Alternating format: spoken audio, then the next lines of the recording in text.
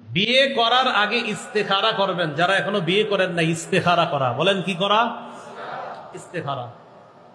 সহিহ ইবনে হিব্বান নামে হাদিসের একটা কিতাব আছে, এই কিতাবের 4040 নম্বর হাদিস, মানে 4040 কত হয়? 4040। আর 4040 না 4040, হ্যাঁ এরকমই তো। এই হাদিসের মধ্যে আসছে আবু আইয়ুব আনসারী রাদিয়াল্লাহু তাআলা আনহুর বিয়ের প্রস্তাব আসছে, মানে ওনার বিয়ের কথাবার্তা চলতেছে, নবীজির কাছে গেছে। যেমন আপনাদের অনেকে যখন বিয়ে করবেন মসজিদের ইমাম সাহেব, খতিব সাহেবদের কাছে পরামর্শ নিতে আসেন না? তো নবীজির কাছে গিয়ে জানাইছে, হুজুর আমার তো বিয়ের কথাবার্তা চলতেছে, আমি কি করব? রাসূলুল্লাহ সাল্লাল্লাহু আলাইহি সাল্লাম বললেন, প্রথম কাজ হলো তুমি বিয়ের ব্যাপারটা গোপন রাখো। কি বললেন? বিয়ের ব্যাপারটা বাস গোপন রাখো। আমারে বলছো। এখান থেকে বোঝা যায় আপনি আপনার উস্তাদ বা মসজিদের ইমাম খতিব, যার ব্যাপারে আপনার এতটুকু বিশ্বাস আছে যে হুজুর ব্যাপারটা কাউকে বলবে না, এমন একজন আলেমকে জানাইতে পারেন। কথার কথা, নবীজি তার সাহাবী আবু আইয়ুব আনসারী রাদিয়াল্লাহু তাআলা আনহুকে বললেন, প্রথম কথা বিষয়টা গোপন রাখো। দ্বিতীয় কথা বললেন, তুমি ওযু করবা। ওযু করার পর যেই কয় রাকাত নামাজ পড়ো, নামাজ পড়বা, নফল নামাজ পড়বা। পড়ার পর তুমি আল্লাহর কাছে একটা দোয়া করবা, আল্লাহুম্মা ইন্নাকা তাকদিরু ওয়া লা আকদিরু। এটা সহিহ ইবনে হিব্বানের বর্ণনা, বুখারীতে আছে, আল্লাহুম্মা ইন্নী আস্তাখিরুকা বিইলমিক ওয়া আস্তাকদিরুকা বিকুদরাতিক।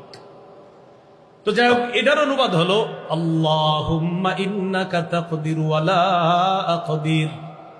আল্লাহ আপনি সক্ষম, আমি অক্ষম। বলেন সবাই, আল্লাহ আপনি সক্ষম, আমি অক্ষম।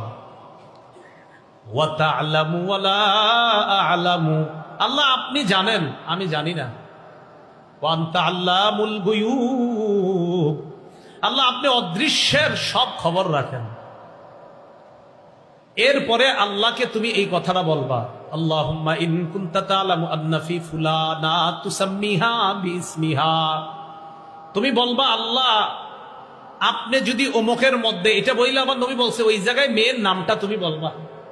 নবীজি বললেন, যে মেয়েটারে বিয়ে করবা, যে মেয়েটার ব্যাপারে তোমার সাথে কথাবার্তা চলতেছে, কথার কথা জামিলা খাতুন, কথার কথা, বা যে কোনো একটা মেয়ের নাম, তো তুমি মেয়ের নামটা তখন বলবা, আল্লাহুম্মা ইন কুনতা তা'লামু আন্না ফি, এই ফি এর পরে ওই মেয়ের নামটা বসায় দিবেন। তো বললাম জামিলা, বা আপনার একটা সুন্দর নাম বলতে পারেন আপনারা, যে আন্না ফি জামিলা। আল্লাহ ওই যে জামিলা নামক মেয়েটার মধ্যে যদি খায়রান, কোন কল্যাণ থাকে, ফাকদুরহা লি, এই মেয়েটাকে বিয়ে করা আমার জন্য আপনি সহজ করে দেন। তাহলে নবীজি বলে দিলেন, যে মেয়েকে বিয়ে করবেন ওই মেয়ের নামটা ওখানে বলবেন। আপনারা আরবি না পারলে বাংলা বলবেন, আমি একটু করে বাংলাটা সুন্দরভাবে বলতেছি, দাঁড়ান। আর আরবিটা যদি পারেন মুখস্থ করে নেবেন, আল্লাহুম্মা ইন্নাকা তাকদিরু, আল্লাহ আপনি সক্ষম, ওয়ালা আকদিরু, আমি অক্ষম, ওয়া তা'লামু, আপনি জানেন, ওয়ালা আ'লামু, আমি জানি না, ওয়া আনতা আল্লামুল গুয়ুব, আপনি অদৃশ্যের সব খবর রাখেন। আল্লাহুম্মা ইন কুনতা তা'লামু আন্না ফি ফুলানা, এই ফুলানার জায়গাটায় একটা মেয়ের নাম বসাবেন, যে মেয়েটাকে আপনার বিয়ের কথা চলতেছে। আল্লাহ অমুক মেয়ের মধ্যে যদি খায়রান লি, অমুককে বিয়ে করার মাঝে যদি আমার জন্য কল্যাণ থাকে, ফাকদুরহা লি, তাকে বিয়ে করা আমার জন্য সহজ করে দেন। এরপরে কি বলবেন?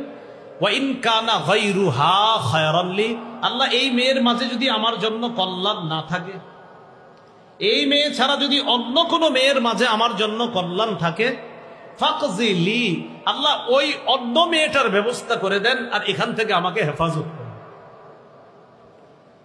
এবার বাংলাটা শোনেন, আল্লাহ আপনি সক্ষম, আমি অক্ষম, আল্লাহ আপনি জানেন, আমি জানি না। যারা বিয়ে করবেন বাংলায় যারা এভাবে বলবেন আল্লাহকে, আল্লাহ আপনি অদৃশ্যের সব খবর রাখেন। আল্লাহ অমুক এলাকার অমুকের ওই কন্যা যার সাথে আমার বিয়ের কথা চলছে বা এরকম প্রস্তাব আসছে, তার মাঝে, তাকে বিয়ে করার মাঝে যদি আমার জন্য কল্যাণ থেকে থাকে, তাকে বিয়ে করা আমার জন্য সহজ করে দেন।